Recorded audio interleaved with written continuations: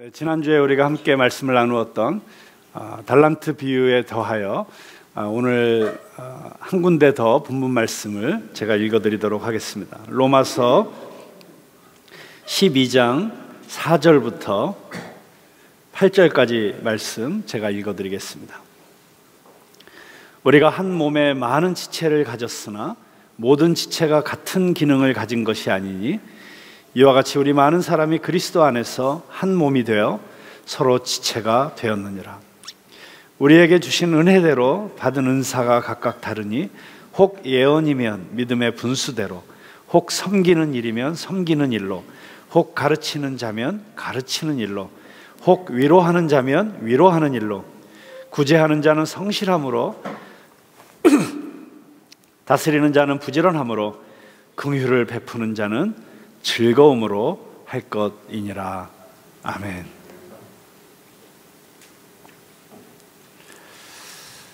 네, 오늘 푸른나무 이야기를 해준 우리 윤성인 집사가 정말 아까 이야기한 그 위인이 되어가는 그 기가 막힌 스토리들을 만들던 그 클라이막스의 한복판에서 만났습니다. 제일 처음에 우리 윤성인 집사를 만난 것이 우리 윤 집사가 만들었던 더 플레이라는 뮤지컬이 예술의 전당 토월 극장에서 공연을 할 때 만났고, 그 이후에 그 더 플레이가 한국 뮤지컬 대상을 받는 그 영광스러운 현장에도 있었고, 또 그런 영광 뒤편에 정말 그것을 이루어내기 위해서 얼마나 엄청난 재정적이고 물질적인 희생이 있었는지, 또 그 이후에 너무 힘들었던 시간들, 너무 많은 이야기들이 그냥 주마등처럼 제 생각 가운데 스치고 지나가면서 오늘 드디어 우리 윤 집사님이 바로 이 자리에서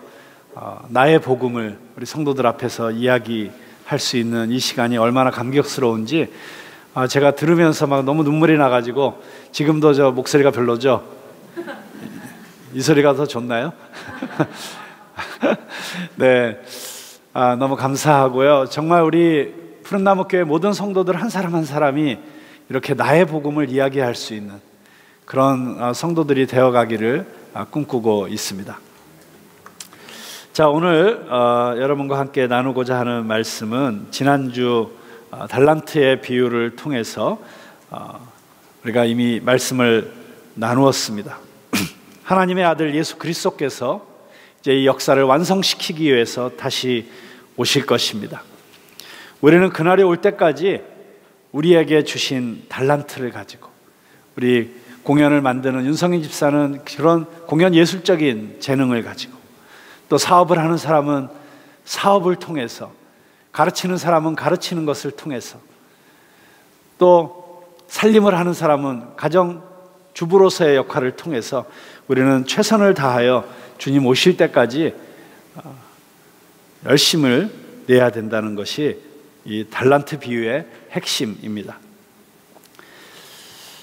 다시 오실 주님을 기다린다고 직장도 때려치우고 가정도 버리고 산속으로 들어가거나 기도원에 파묻히는 것이 하나님의 뜻이 아닙니다. 내일 당장 주님이 오시더라도 기쁘게 달려나가서 맞이할 수 있도록 오늘 최선을 다하여 준비하고 최선을 다하여 살라는 것이 마태복음 25장의 종말에 대한 비유를 통해서 비유들로 우리에게 강력하게 주시는 메시지입니다. 지난주 달란트 비유를 통해서 우리는 다시 한번 우리 자신이 청지기인 것을 확인하였습니다. 내가 주인이 아니라는 것, 주님이 나의 삶에, 내 인생의 모든 것의 주인 되신다는 것, 이 사실 한 가지만 확인해도 우리 인생의 문제의 90%는 그냥 해결된다고 제가 말씀드렸죠. 오늘 우리 윤성인 집사의 고백 가운데 핵심이 무엇입니까? 그것은 내 비전, 내 꿈을 추구하던 삶이 주님의 삶, 주님의 비전을 추구하는 삶으로 내 삶의 주인이 바뀐 이야기 아니겠습니까? 그런데 그 청지기인 우리들에게 하나님께서는 각각 재능에 맞게 은사를 나누어 주셨습니다. 그리고 각각 다르게 나누어 주신 그 하나님은 공평하신 하나님이라고 말씀드렸습니다. 우리가 지금 당장 우리 눈으로 보기에는 공평하지 않은 것 같지만, 그러나 궁극적으로 긴 호흡으로 우리 인생 전체를 놓고 볼 때 우리는 하나님은 공평하신 분이라는 사실을 고백하지 않을 수 없습니다. 그렇게 공평하게 나누어 주신 우리 하나님께 감사하면서 우리가 마땅히 가져야 될 우리의 삶의 태도는 충성입니다. 작고 큰 것이 문제가 아니라 작고 크다는 것 자체가 너무나도 세상적이고 세속적인 우리의 기준에서 나온 이야기죠. 이 일하다가 죽을 것처럼 나에게 맡겨주신 이 일이 그것이 어떤 일이든지 이 일하다가 죽을 것처럼 충성하는 자에게 하나님께서는 다시 오실 그날 우리에게 더 큰 일, 더 많은 것으로 맡겨주실 것이라고 하셨습니다. 이렇게 지난주에 제가 설교했던 거 다 기억하세요? 아니면 완전히 새로운 얘기 듣는 것 같으세요? 네? 지난주에 이 이야기 들었던 게 조금이라도 기억나세요? 네, 다행입니다. 자, 오늘은 그래서 이 달란트 비유 설교의 2부입니다. 그러면 구체적으로 우리는 어떻게 살아야 이 5달란트, 2달란트 받은 종들처럼 이렇게 갑절이나 남기는 그런 인생을 살 수 있을까요? 저는 오늘 은사 또는 선물이라고 하는 뜻을 가진 영어 단어 gift, G-I-F-T, 이 gift를 가지고 오늘 주님께서 우리에게 주신 마음을 나누려고 합니다. 자, 제가 이 gift라는 영어 단어의 앞글자를 따가지고 4단어를 오늘 여러분들에게 소개하려고 합니다. 첫 번째 단어는 G. G는 goal입니다. goal.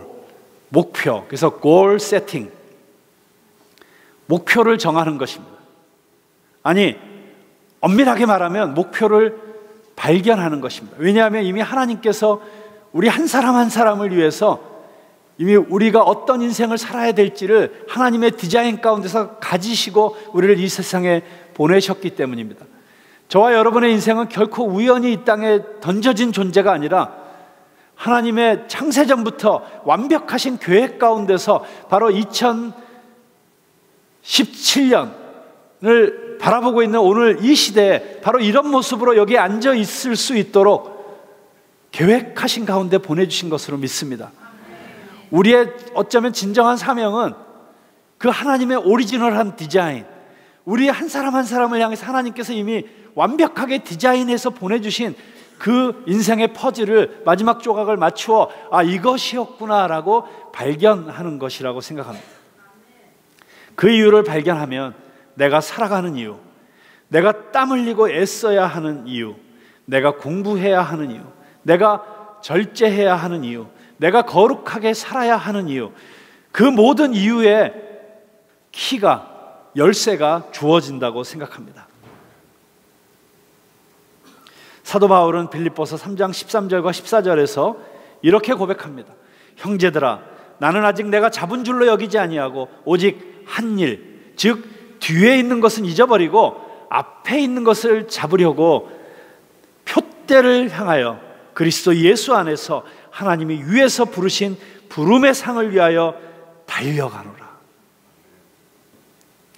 표대, 이 표대가 영어로는 여기 영어 성경에 보면 I press on toward the goal, goal을 향해서 달려간다고, 그 목표를 향해서 달려간다고 그렇게 쓰고 있습니다.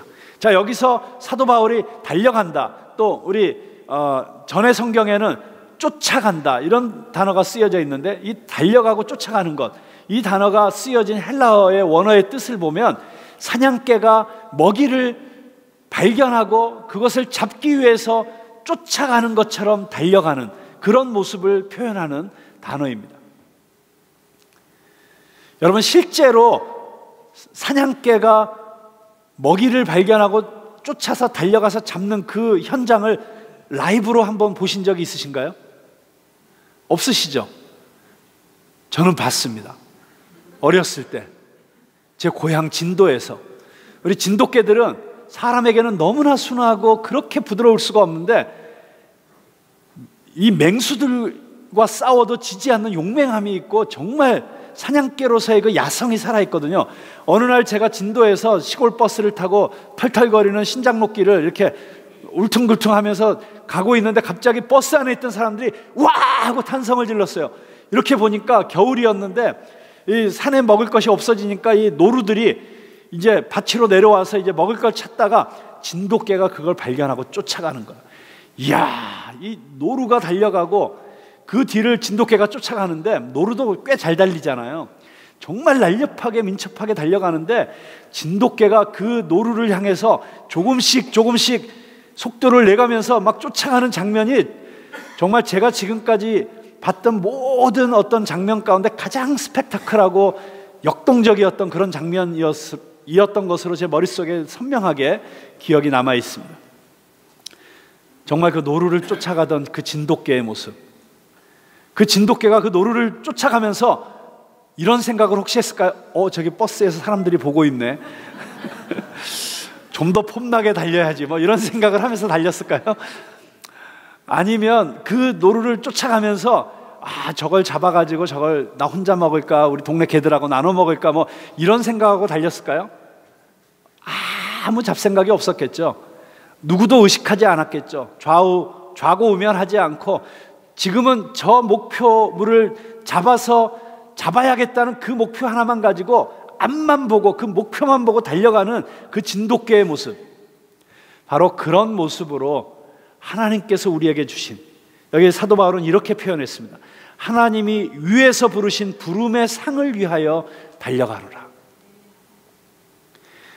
저와 여러분이 바로 사도 바울처럼 이런 모습으로 하나님이 우리에게 주실 상, 내가 너에게 이런 달란트를 주었는데, 내가 너의 인생에 이런 선물을 주었는데 그것을 가지고 네가 이렇게 아름답게 열매를 맺었구나, 네가 이렇게 갑절이나 남겼구나 라고 칭찬하시며 상을 주실 그날을 바라보며 그 목표를 향해서 달려갈 수 있는 저와 여러분이 될 수 있기를 주님의 이름으로 축원합니다. 문제는 우리가 그렇게 우리로 하여금 달려가게 만드는, 정말 우리의 모든 것을 다 던져서 우리 인생을 걸고 달려갈 만한 그런 목표를 발견했느냐 하는 것입니다. 그런 목표가 당신에게 있습니까? 라고 제가 물어봤을 때 자신 있게 네, 있습니다 라고 손들 수 있느냐는 것입니다. 근데 참 안타깝게도 너무나도 많은, 이건 세상 사람들의 얘기가 아니에요. 세상 사람들은 인생의 진정한 목표가 없이 살아가는 게 당연한 것이죠. 그러나 예수님을 믿고 따른다고 하는 그리스도의 제자들 중에서도 잘 모르겠어요. 저 아직도 잘 못 찾았어요. 제가 정말 뭘 위해 살아야 되는지 모르겠어요 라고 대답하는 사람이 최소한 절반이 넘는다는 것입니다. 청년들도 장년들도, 아니 이제 이미 인생의 거의 경주의 대부분을 마친 백발이 성성한 노인들도 아직도 내가 이 땅에 태어난 이유, 내가 이 땅에 존재하는 이유, 하나님께서 나에게만 주신 그 독특한 내 인생의 소명, 그 부르심을 발견하지 못하였나라고 이야기할 때 너무 안타깝습니다. 토마스 카일라일이 이렇게 말했습니다. 목표가 없는 인생은 나침판 없이 항해하는 배와 같아서 아무리 애쓰고 가도 제자리를 맴돌 뿐이다. 목표를 알지 못하고 아직도 내가 무엇을 위해서 살아야 되는지 알지 못하고 걸어가는 인생은 결국 아무리 가도 끝이 없는 제자리 걸음에 불과할 수밖에 없다는 것입니다. 2차 대전이 끝나고 미국이 전 세계에 그 재난을 당한 수많은 나라들을 돕기 위해서 평화봉사단, 피스코라는 그 평화봉사단을 만들었습니다. 근데 그 미국 평화봉사단이 단원 모집을 할 때 이런 표를 썼더라고요. If you are not doing something with your life, it doesn't matter how long it is. 이게 무슨 뜻입니까? 당신이 당신 인생을 걸고 무언가를 하지 않는다면 그 인생이 얼마나 길고 짧은가는 아무 의미가 없다. 정말 자기의 인생을 걸어서 할 만한, 정말 자기 삶을 걸고 쫓아갈 만한 그런 인생의 목표, 부르심, 소명이 없는 상태에서는 당신이 아무리 길게 살았다는 게 아무 의미가 없다는 그런 이야기를 통해서 청년들에게 의미 있는 삶을 살도록 도전했던 그런 캐치프레이즈였습니다. 제가 몇 년 전에 읽은 책 가운데 참 인상적인 책이 One Thing이라는 책이 있었습니다. One Thing, 한 일. 책의 내용은 간단해요. 한 가지에 집중해야지 의미 있는 성취를 할 수 있다는 것이었습니다. 한 가지에만 집중해라. 그런데 당신의 인생을 걸고 집중해야 될 그 한 가지를 찾지 못했다면 지금 당신이 집중해야 될 그 한 가지는 바로 그 원띵을 찾는 것이다. 그 한 가지를 찾는 것이다. 여러분, 그 한 가지를 알고 있는 사람과 모르는 사람의 인생의 퀄리티가, 그 인생의 수준이 같을 수가 없습니다. 이 5달란트 받은 종과 2달란트 받은 종, 그들에게는 분명한 목표가 있었습니다. 자신들을 믿어주고 이 귀한 달란트를 맡기고 떠난 그 주인이 돌아올 때 그 주인을 기쁘시게 해드리고 싶은, 그 주인에게 자기들이 최선을 다해서 열심히 일해서 얻은 그 결과물을 그 주인에게 드리고 싶은 그 분명한 인생의 목표가 있었습니다. 그 목표가 있었기 때문에 그들은 잠자는 시간도 아껴가면서 자신들의 최선을 다해서 사업을 했을 것입니다.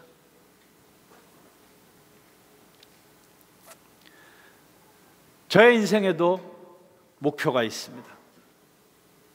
하나님께서 맡겨주신 이 푸른 나무 교회를 진정 이 시대에 가장 하나님의 마음을 기쁘시게 해드리는 그런 교회가 되도록 목회하는 것입니다. 고를 다른 말로 하면 비전이라고도 할 수 있습니다. 비전. 여러분, 비전이 있으십니까? 여러분 자신의 비전이 있으십니까? 여러분, 근데 비전이라는 게 뭐예요? 비전. 네, 비전이라는 말 자체가 그 안에 비주아라는 라틴어에서 온 단어인데 본다라는 뜻을 갖고 있어요. 보는 것입니다. 비전은 뭐예요? 보는 것이에요. 근데 아직 이 세상에 실제하고 있지 않지만 봄으로써 그것이 이루어지는 것, 그것이 비전의 힘이죠. 여러분 잘 아시는 디즈니랜드를 세운 월트 디즈니가 LA에 디즈니랜드를 세우고 그 다음에 그 대성공을 거두고 나니까 그거보다 몇 배 더 크게 플로리다에다가 디즈니 월드라는 테마파크를 만들기 시작했습니다. 근데 공사를 하는 중에 그만 이 월트 디즈니가 하늘나라로 가게 되었습니다. 먼저 세상을 떠나게 되었어요. 그래서 그 완공식, 개장식을 할 때 수많은 인파가 모여들었고 수많은 귀빈들이 와서 그 축하를 했는데 월트 디즈니는 그 자리에 없었습니다. 그 개막식장에서 월트 디즈니의 친한 친구가 월트 디즈니를 기리면서 이렇게 이야기를 했습니다.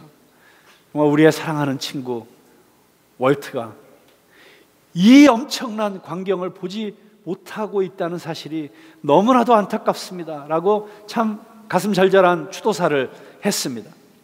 그런데 그 사람의 뒤를 이어서 월트 디즈니의 아내가 나오더니 이렇게 말했습니다.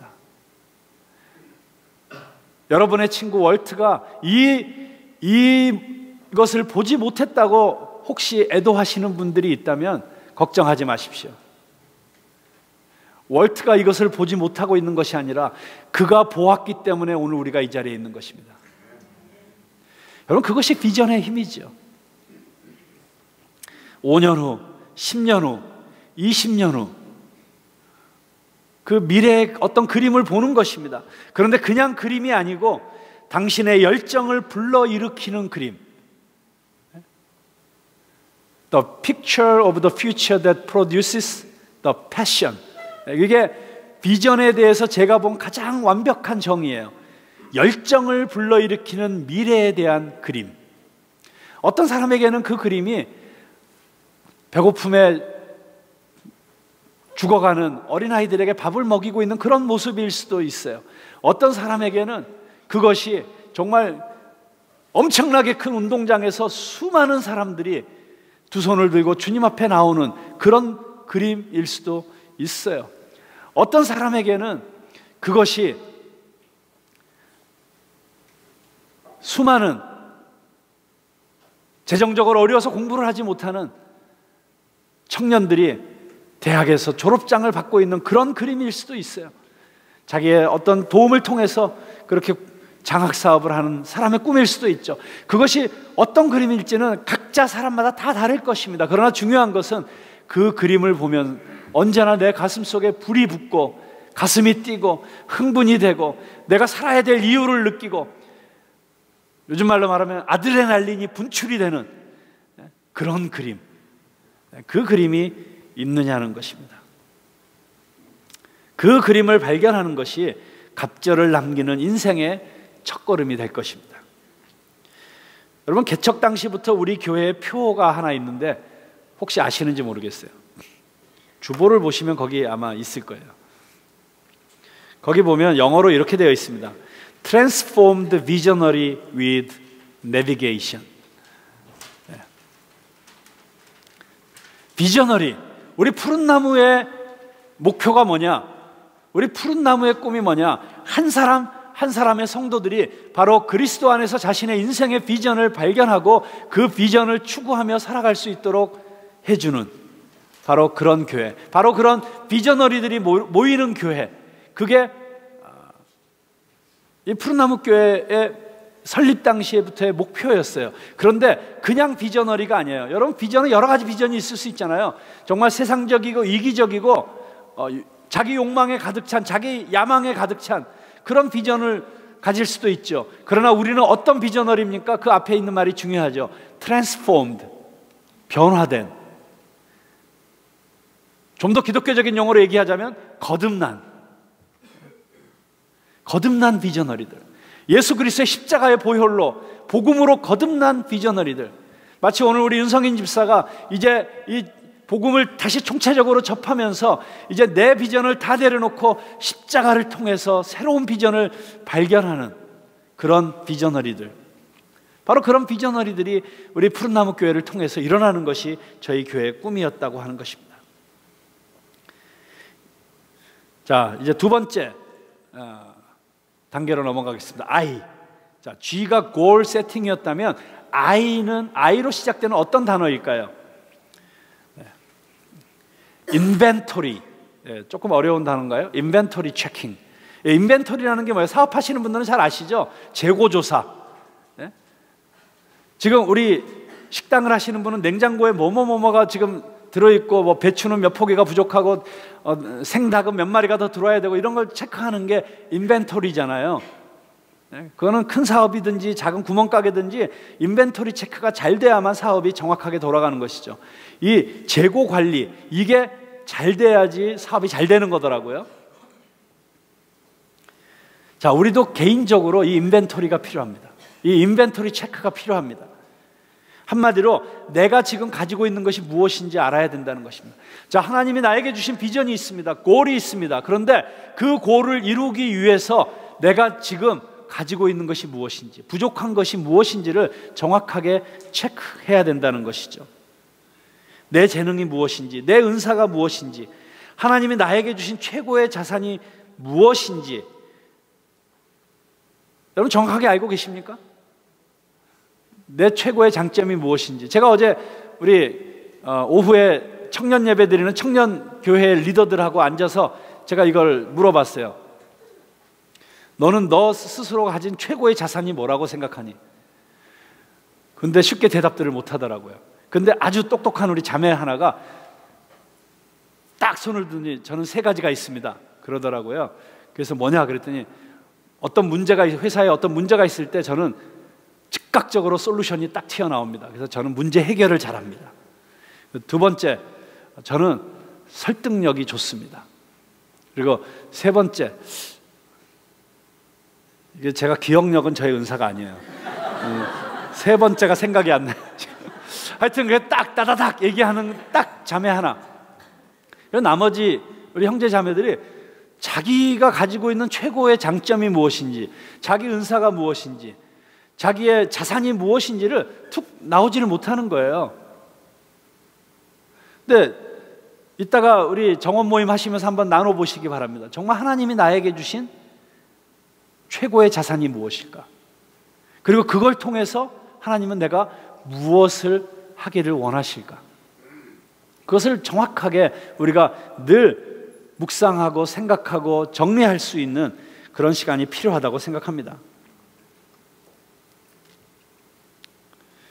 하나님이 우리에게 주신 은사와 재능과 자산이 다 각각 다를 수 있어요. 그렇게 다른 이유는 무엇이에요? 그 다른 것을 가지고 각각 다른 일을 하도록 다르게 주신 것입니다. 저에게도 목사로서 제가 갖고 있는 제 자신의 어떤 자산이 있어요. 그게 다른 목사님들과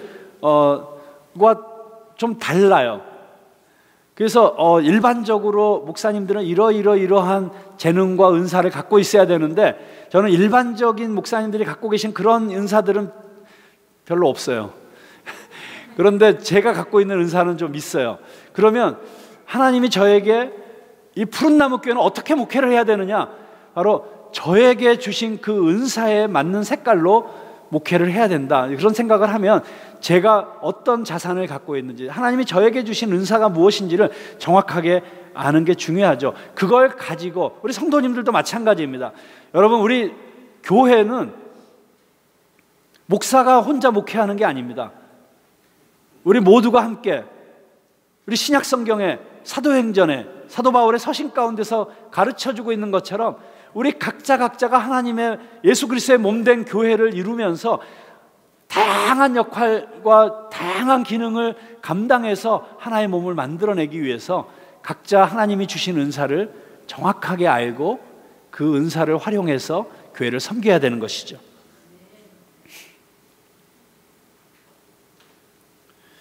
여러분 갖고 계신 자산은 무엇입니까? 우리가 자주 불렀던 옛날 찬송가 가운데 받은 복을 세어보아라, 이런 찬송이 있었어요. 받은 복을 세어보아라, 받은 복을 내가 알리라, 받은 복을 세어보아라. 왜 복을 세어보라고 했을까요? 너무 많이 받았는데 모른다는 거예요. 여러분, 5달란트, 2달란트, 1달란트, 이 1달란트 받은 사람의 문제가 뭐였어요? 1달란트도 엄청난 거예요. 정말 다른 사람들은 상상할 수 없는 그런 어마어마한 걸 이미 받은 거예요. 그런데 그걸 모르는 거예요. 깨닫지 못하는 거예요. 이게 뭔지. 그래서 말하는 거예요. 받은 복을 세어보라고. 한번 곰곰이 오늘 여러분 집에 돌아가시면 내가 정말 하나님께 받은 복이 뭔가 세어보실 수 있길 바랍니다. 정모 양처럼 엉뚱하게 돈도 실력이야, 부모를 원망해, 있다고 소리나 하는 그런 차원에서 생각해 보시라는 게 아니고, 예? 정말 하나님이 나에게 주신 복이 무엇인지를 잘 생각해 보면 거기 답이 나올 수 있다고 생각합니다. 중요한 것은 내가 어떤 자산을 가지고 있느냐, 내가 어떤 재능을 가지고 있느냐, 내가 어떤 은사를 가지고 있느냐 하는 것을 정확하게 파악하면, 그러면 내 소명이 보인다는 것입니다. 여러분, 직장을 결정할 때도 또는 자기 직업을 결정할 때도 어떤 기준에서 결정해야 돼요? 되게 크게 2가지가 중요하죠. 내가 잘하는 게 무엇이냐, 또 하나는 내가 좋아하는 게 무엇이냐. 그래서 가장 이상적으로 직업을 선택하는 건 내가 좋아하고 내가 잘하는 것이 일치될 때, 그때 직업을 선택하면 거의 행복하게 너무 만족스러운 직장 생활할 가능성이 높죠. 근데 내가 잘하기는 하는데 좋아하지는 않는 일을 해야 되면, 그러면 그 일의 열매는 좋을 수 있지만 직장 생활하면서 늘 이제 회의가 들고 내가 이걸 계속 해야 되나, 딴 일 하고 싶고, 이런 생각에 빠질 가능성이 크죠. 거기까지는 괜찮은 것 같아요. 이제 잘하지만 좋아하지 않는 일은 그래도 직업으로서 선택해도 괜찮아. 근데 제일 문제가 뭐예요? 좋아하기는 하는데 잘하지 못하는 일을 직업으로 선택하면 심각하죠. 자기도 문제가 되고 같이 일하는 사람도 어려워지고. 예를 들자면 제가 제일 좋아하는 게 노래예요. 근데 제가 노래를 직업으로 삼지 않은 걸 여러분들 얼마나 기뻐하시고 계세요. 제가 만약에 가수가 되겠다거나 성악가가 되겠다고 그렇게 했으면 저도 평생 나는 왜 안 되냐, 뭐 그 살리에르가 모차르트를 보면서 느끼는 그런 열등감에 평생을 시달리면서 그렇게 힘들게 살았을 거예요. 그리고 내가 노래하는 음악회에는 아무도 오지 않는다, 뭐 이러면 얼마나 불행한 거예요. 그러니까 내가 좋아하긴 하지만 잘하지 못하면, 그걸 통해서 결과가 좋지 않게 늘 나타나고 사람들이 별로 기뻐하지 않으면 그거를 내 직업으로 삼는다, 이건 빨리 포기해야 되죠. 그럼 어떻게? 근데 좋아하는데 어떻게? 그거는 취미 생활로 하면 되는 것입니다. 그리고 그 다음에 또 좋은 방법이 있어요. 내가 잘하는 것을 통해서 직장 생활을 하고 내 생활에 책임을 지고 가정을 부양하고 하는 이런 모든 것들을 다 해낸 다음에, 그 다음에 여유를 가지고 내가 좋아하는 것을 가지고 나누고 섬기는 일을 하면 되는 것입니다. 봉사하면 되는 것이죠. 제가 이 정도 수준으로 노래를 하는 걸 가지고 제가 돈을 벌고 먹고 살 수는 없어요.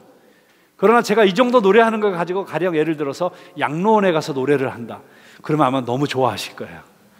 제가 고아원에 가서 아이들하고 저 비슷한 친구들하고 모여가지고 중창단을 만들어서 열심히 연습을 해가지고 가서 노래를 선물한다, 누가 싫어하겠어요? 그러면 저는 좋아하는 노래를 해서 좋은 거고, 듣는 사람들은 공짜로 들어서 좋은 건가? 하여튼 좋아할 거라는 생각이 들어요. 아무튼 내가 좋아하는 것을 가지고 봉사하고 나누면 되는 것이죠. 자, 중요한 건 이것입니다. 내가 어떤 사람인지, 내가 지금 무엇을 갖고 있는지 알기 위해서 많은 좋은 그 도구들이 있어요. 예를 들어 뭐 MBTI 검사라든가 뭐 디스크 검사라든가. 그래서 디스크 검사 같은 건 내가 사회 속에서 내가 어떤 역할을 해야 되는 사람인가 하는 걸 알려주는 것이잖아요. 그 다음에 윌로크릭 교회에서 나온 은사 발견 테스트도 있습니다. 125개의 질문을 성실하게 답을 하고 나면 정확하게 당신의 은사는 무엇입니다, 당신이 교회 안에서 섬겨야 되는 분야는 이런 것입니다 라는 게 25가지 중에 한 가지로 딱 나오게 되죠. 그런 검사들을 통해서 우리가 교회에서 어떻게 섬겨야 될지를 발견해야 된다고 생각합니다. 교회의 사명 가운데 하나는 성도들 한 사람 한 사람이 가진 은사를 발견해서 그 은사를 가장 잘 사용할 수 있도록 길을 열어주고 도와주는 것이 되어야 된다고 생각합니다. 자, 이 5달란트 받은 종, 이 2달란트 받은 종은 자신들의 손에 들려진 이 달란트의 가치가 얼마나 엄청난 것인지를 알았던 사람들입니다. 그래서 받은 즉시 달려가서 장사를 시작한 것입니다. 하나님이 당신에게 주신 것이 무엇인지 정확하게 파악하시고 그것을 땅에 묻어두지 않는 지혜로운 청지기들이 다 되실 수 있기를 바랍니다. 자, 세 번째는 F입니다. F는 포커스입니다. 포커스 뭔지 아시죠? 사진 찍을 때 포커스를 맞추잖아요. 초점을 맞추는 것입니다. 그것을 저는 포커스 얼라이닝이라고 이렇게 이름을 붙여보았습니다. 자, 얼라이닝이라는 단어 어디서 많이 들어보셨죠? 얼라인먼트. 예, 차 타이어들이 돌아갈 때 바퀴 4바퀴가 일직선으로 같은 방향으로 가야 되는데 이게 조금 비틀어지면은 계속 딴 쪽으로 가려는 힘이 생겨가지고 정확하게 가지를 못하는 거예요. 그래서 핸들을 손을 놓으면은 오른쪽으로 가든지 왼쪽으로 가게 만드는 이유가 뭐예요? 얼라인먼트가 제대로 안 돼 있기 때문이거든요. 하나님이 우리에게 주신 그 골을 향해서 정확하게 가기 위해서는 얼라인먼트를 해야 되는 것입니다. 우리의 삶을 정렬시키는 것이죠. 예? 얼라이닝의 이 사전적 뜻은 정렬시키다, 표적과 총의 조준을 일직선으로 맞추다. 그래서 관역에서 빗나가지 않도록. 여러분, 죄가 뭔지 아시죠? 죄. 예, 죄가 헬라어로는 하마르티아라는 단어예요. 근데 하마르티아라는 단어는 어떤 뜻을 갖고 있냐면 쏜 화살이 관역을 빗나갔을 때 그것을 하마르티아라고 그랬어요. 그러면 죄의 가장 그 첫 번째 되는 정의가 뭐냐면 관역에서 빗나가는 것입니다. 우리는 뭐 외도를 하고 바람 피고 마약을 하고 도둑질을 하고 이런 것만 죄라고 생각하는데 어쩌면 우리 인생에서 가장 근본적인 죄는 하나님이 우리에게 주신 그 골, 우리에게 주신 그 오리지널 디자인으로부터 벗어나는 게 그게 가장 큰 죄예요. 정말 하나님이 나에게 주신 그 소명, 그 부르심과 내 삶을 정렬시켜서 일직선으로 만들어서 그것을 향해서 계속해서 걸어가는 것, 그것이 중요하다고 하는 것입니다. 초점을 맞추는 것입니다. 여러분, 저 태양은 이 지구를 향해서 끊임없이 어마어마한 양의 에너지를 보내주고 있습니다. 빛 에너지, 열 에너지를 보내주고 있는 것이죠. 그래서 우리는 참 이렇게 태양빛이 있을 때 따뜻함을 느낍니다. 근데 따뜻한 정도죠. 그런데 그 따뜻하게 느껴지는 그 태양 에너지를 돋보기를 가지고 집중시키면, 초점을 맞추면 불이 일어납니다. 우리가 집중할 필요가 있습니다. 집중한다는 건 무엇이에요? 집중하지 않아야 될 것들을 다 버리는 것입니다. 가지치기를 하는 것이죠. 저도 끊임없이 그 싸움을 해야 되는 사람입니다. 제가 워낙 관심사가 많고 제가 워낙 다양한 일들을 좋아해가지고 정말 제가 이 푸른나무 교회의 담임 목사로 불러주신 그 하나님의 뜻에 순종하고 그 뜻을 이루어드리기 위해서 정말 끊임없이 본질적이지 않고 그리고 핵심적이지 않은 것들을 끊임없이 쳐내는 것, 정말 그게 제 가장 치열한 싸움이에요. 그런데 너무 어떤 건 너무 쳐내기가 아깝죠. 어떤 거는 정말 포기하기가 너무 아깝고 내려놓기가 너무 아까운 것들이 있어요. 그런데 그것을 내려놓고 포기하는 게, 그게 목표를 위해서 대가를 지불하는 것입니다. 근데 여러분, 대가를 지불하지 않으면 아무것도 이룰 수가 없습니다. 존 맥스웰이라고 하는 미국의 그 유명한 그 목사님이면서 리더십 학자가 있어요. 그분이 이런 얘기를 했습니다. If your vision doesn't cost you something, it's a daydream. 오늘 제가 왜 이렇게 발음도 안 되는 영어를 계속 쓰고 있는지 참 저도 모르겠습니다만은, 뜻은 이런 겁니다. 대가를 지불하지 않으면 객꿈으로 끝날 수밖에 없다. 그 뜻이에요. 당신의 비전이 당신으로 하여금 뭔가 대가를 지불하게 하지 않는다면 그건 진짜 비전이 아니라는 것이에요. 우리가 정말 하나님으로부터 받은 진정한 비전을 이루려고 한다면 거기에는 반드시 대가 지불이 있게 되어 있습니다. 주님을 위해서, 하나님의 나라를 위해서 진정 의미 있는 성취를 원한다면 우리는 많은 것들을 가지치기를 하고 그 목표에만 집중할 수 있는 그런 집중력이 필요합니다. 이걸 다른 말로 말하면 미쳐야 된다. 쉽게 얘기하면 이거예요. 미치자. 자, 우리 옆에 있는 분들과 서로 이렇게 인사하겠습니다. 우리 함께 미칩시다. 한 번 더 이렇게 물어보세요. 아직도 안 미치셨습니까? 요즘 이 인터넷에 보면 그 오카는 목사님의 이런저런 어록들이 많이 영상으로 떠돌아다니는 것을 보게 됩니다. 그 가운데서 저는 옥 목사님 살아생전에 개인적으로 이렇게 만나뵌 적은 몇 번 되지 않아서 그렇게 크게 영향을 개인적으로 받지는 못했어요. 그런데 요즘 오히려 그분의 영상을 통해서 굉장한 도전을 많이 받고 있습니다. 그런데 가장 감동받은 그 영상이, 그분이 언제나 목회자들 수백 명을 모아놓고 칼 세미나라고 제자훈련 세미나를 하는데, 그 제자훈련 세미나의 개막 강의입니다. 그 개막 강의의 제목이 광인론이에요. 광인론. 광인이라는 뭡니까? 미친 사람. 옥 목사님이 그 강의하시면서 이렇게 얘기하세요. 미치지 않으면 미치지 못한다. 그것이 세상의 사업이라고 할지라도, 무슨 자기 개인적인 무슨 자기 개발이라고 할지라도 뭔가 하나에 미쳐야지 그 다음 단계에 미치게 되는 거예요. 미치지 않고서는 우리는 절대로 가치 있고 의미 있는 일을 이루어낼 수가 없습니다. 옥 목사님은 이렇게 얘기합니다. 자신은 성도들을 예수 그리스도의 온전한 제자들로 세우는 제자 훈련에 미쳤다. 제가 그 강의를 들으면서 그래서 제 스스로 물어보았습니다. 나는 옥 목사님이 제자 훈련이라는 목표에 미쳤다고 고백할 수 있는 것처럼 나는 이것에 미쳤다, 이렇게 말할 수 있는 삶을 살고 있는가?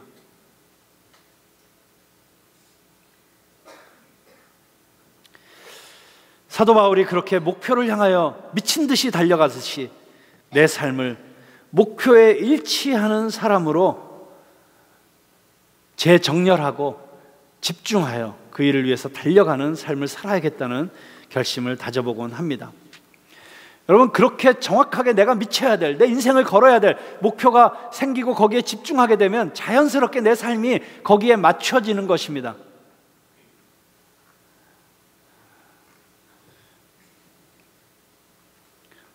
저희 청년교회에 김선교 선교사라는 우리 젊은 설교자가 있어요. 이제 27살입니다. 그런데 얼마나 주님을 위해서 미친 듯이 사는지 모르겠어요. 그런데 어제 제가 물어봤어요. 당신들은 당신들의 삶의 목표를 위해서 삶을 어떻게 재정렬하고 있습니까? 그랬더니 그냥 심플하게 이렇게 얘기해요. 우리 김성교 선교사님, 제 인생의 목표는 언제든지 하나님이 보내시는 곳으로 언제든지 떠날 수 있는 삶을 사는 것이 제 인생의 목표입니다. 그래서 저는 지난달에 결혼했거든요. 신혼살림을 사면서 언제든지 떠날 수 있도록 저희는 옷장을 사지 않고 그냥 행거만 샀습니다. 여러분, 그럼 맞잖아요. 언제든지 떠날 수 있으려면 거기에 맞춰서 사는 거잖아요. 말은 언제든지 떠날 수 있게 살겠다고 하면서 거기에 완전히 막 붙박이 장 넣고 막 이러면 뭔가 좀 이상한 거 아니에요?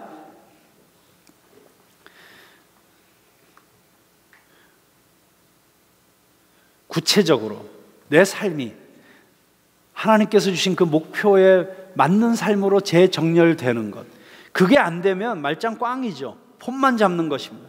거품이 가득 끼는 것이죠. 자, 마지막으로 네 번째입니다. 마지막으로 네 번째, T. 자, GIF. T는 그럼 뭘까요? T. 네, 많은 게 생각나시죠? 어떤 분은 뭐 타이밍 뭐 이런 게 생각나실 수 있겠어요. 정말 시기를 놓치지 말아야 된다, 골든 타임을 놓치지 말아야 된다, 뭐 그런 의미에서 타이밍을 생각하실 수도 있고, 또 어떤 분들은 트레이닝, 훈련이 있지 않으면 절대로 이런 일들은 이루어질 수 없으니까 트레이닝이 필요하다. 그럼 T로 생각되는 많은 다양한 것들이 있을 수 있겠어요. 다 맞는 얘기라고 생각하고 사실 다 다루고 싶은 이야기들이에요. 그러나 오늘 저는 그냥 마지막으로 그냥 우리 교회 공동체로서 우리에게 꼭 필요한 T가 무엇일까? 팀워크. 와, 맞습니다. 그래서 마지막 T는 팀 빌딩입니다. 팀을 만드는 것, 팀 빌딩. 여러분, 이 달란트 비율을 이해하는 데 있어서 가장 중요한 게 있어요. 그게 뭐냐면 자꾸 우리는 5달란트, 2달란트, 1달란트 그러니까 하나님께서 많고 적게 주셨다는 차원으로만 자꾸 그걸 생각하려고 해요. 근데 그렇지 않아요. 그냥 이것은 그냥 달란트를 각각 다르게 줬다는 걸 강조하기 위한 것이라고 보면 됩니다. 그러니까 달란트를 다르게 준 거예요. 각각 다르게. 그거에 많고 적음의 차이가 없습니다. 그냥 우리 각 사람에게 맞게 하나님께서 다르게 주셨다고 이해하는 게 더 맞다는 거예요. 왜 다르게 주셨을까요? 오늘 저희가 읽은 로마서 12장에 보면 거기만 해도 7가지 다른 은사가 나와요. 여러분들도 다 그 7가지 로마서 12장에 나오는 은사 가운데 하나는 가지고 태어난, 이 로마서 12장의 은사는 태어나면서부터 받는 은사예요. 그런가 하면 고린도전서 14장에 나오는 은사들은 그거는 성령 충만할 때 성령의 기름 부으심으로 나타나는 은사들이에요. 그건 후천적으로 받는 것이죠. 자, 7가지 은사. 그것만 해도 너무너무 다르게 하나님께서 정말 각 사람을 다 다르게 주셨어요. 자, 로마서 12장에 나오는 이 7가지 은사가 내가 그 중에 어떤 은사인지 알아보는 아주 간단한 이야기를 하나 들려드릴게요. 자, 사람이 아주 바글바글한 식당에서 푸른나무 교인 7명이 가서 밥을 먹었어요. 근데 사람이 너무 많고 막 복잡하고 돗대기 시장 같으니까 막 정신이 없는 거예요. 종업원들 막 정신없이 왔다 갔다 하다가 그만 쟁반에다가 짬뽕이랑 뭐 탕수육이랑 뭐 온갖 음식을 다 들고 가던 여자 종업원 하나가 그만 막 서둘러서 가다가 어떤 사람이 발에 걸려갖고 넘어지면서 하필이면 그거를 푸른나무 교인들이 앉아있는 테이블에다가 엎어버렸어요. 맛있게 먹고 있는데 난자완스랑 뭐 깐풍기 이런 거 먹고 있는데 갑자기 거기에 짬뽕이랑 이런 게 그냥 팍 엎어진 거예요. 자, 그때 그 7명의 우리 교인들이 각각 어떻게 반응했을까요? 첫 번째 교인, 내가 뭐라 그랬어? 나 이렇게 될 거라고 내가 얘기했지. 내가 이럴 줄 알았다니까. 자, 무슨 은사예요? 예언의 은사죠. 이런 일이 일어날 줄 알고 있었던 거죠. 자, 두 번째 교인, 바로 엎어진 쟁반을 주워서 거기에 흩어진 그릇들을 막 담기 시작하고 빨리 막 사태를 수습하기 시작했어요. 무슨 은사예요? 섬김의 은사예요. 세 번째 교인, 옆 사람들에게 갑자기 이런 얘기를 하기 시작합니다.